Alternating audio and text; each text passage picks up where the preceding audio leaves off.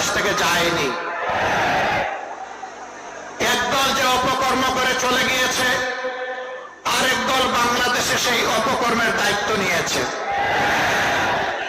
একদল চাঁদাবাজি করার কারণে জনগণের ঘৃণা কুড়িয়েছে, আরেক দল আবার তার চাইতে বেশি শক্তি দিয়ে চাঁদাবাজিতে নেমে পড়েছে। একদল দখলদার বলতে গিয়ে জনগণ তাদেরকে প্রত্যাখ্যান করেছে, আরেক দল বেপরোয়া দখলদার হয়ে উঠেছে।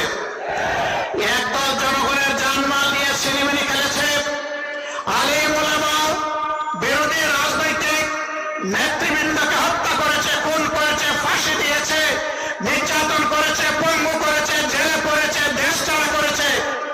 আরেক দল ঠিক একই পথ ধরেছে, এমনকি নিজেদের মধ্যে মারামারিতেও নিজেদেরকে শেষ করে দিচ্ছে।